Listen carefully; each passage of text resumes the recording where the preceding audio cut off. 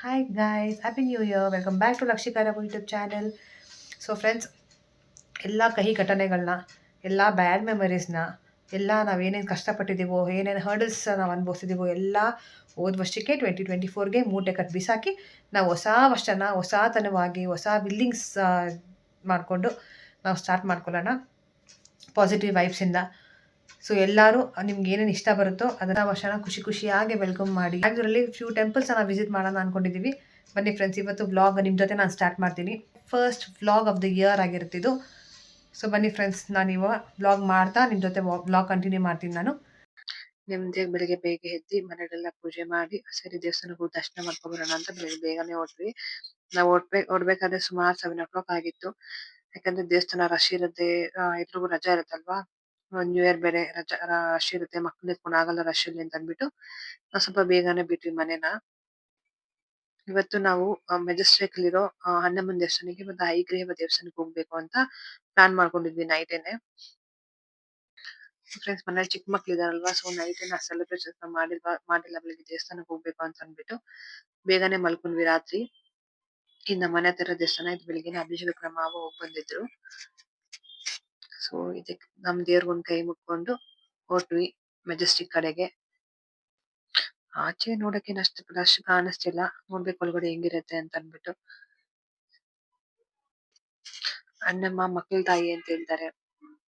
So ಅಣ್ಣಮ್ಮನ್ಗೆ ಮಕ್ಳಿರೋ ಮನೇಲಿ ಅಣ್ಣಮ್ಮನ್ಗೆ ವರ್ಷಕ್ಕೊಂದ್ಸಲ 6 ತಿಂಗಳಿಗೆ ಒಂದ್ಸಲ ಬಂದು ತುಂಬಾ ಒಳ್ಳೇದು.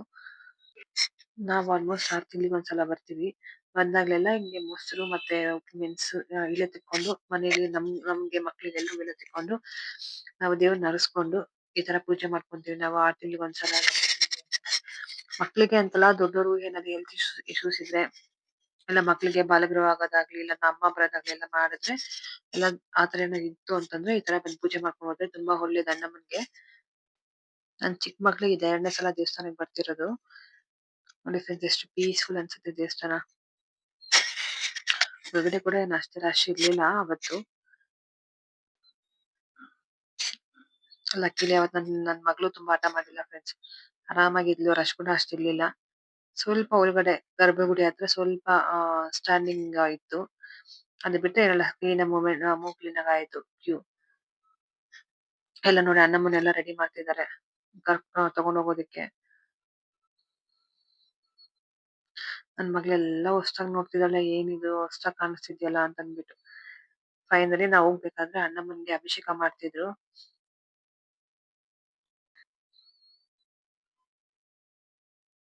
ಸೊ ನೀಟಾಗಿ ಅಭಿಷೇಕ ಮುಗಿಸ್ಕೊಂಡು ಅಣ್ಣಮ್ಮ ತಾಯಿಗೆ ತುಂಬಾ ಖುಷಿ ಅನ್ಸ್ತು ಫ್ರೆಂಡ್ಸ್. ನ್ಯೂ ಇಯರ್ ದಿವಸ first day of the year ಅಣ್ಣಮ್ಮಗ್ ಬಂದಿದ್ದು. ಸೊ ಅಲ್ಲೇ ದೇವ್ರು ಚೆನ್ನಾಗಿ ಅಲಂಕಾರ ಮಾಡಿಟ್ಟಿದ್ರು ಅಂತ ಅಂದ್ಬಿಟ್ಟು ಅಲ್ಲೇ ಒಂದ್ ಸ್ವಲ್ಪ ಫೋಟೋ ಸೆಷನ್ ಮಾಡ್ಕೊಂಡು ಬಂದ್ವಿ ಎಲ್ರು.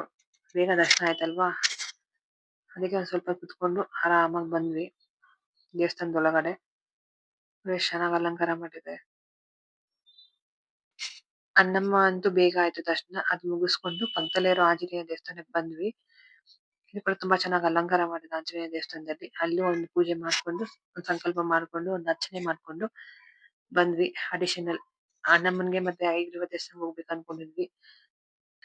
ದಾರಿಲಿ ಹನುಮಂತಪ್ಪನ ದರ್ಶನನೂ ಆಯ್ತು ನಮ್ಗೆ. ತುಂಬಾ ಖುಷಿ ಕೊಡ್ತು.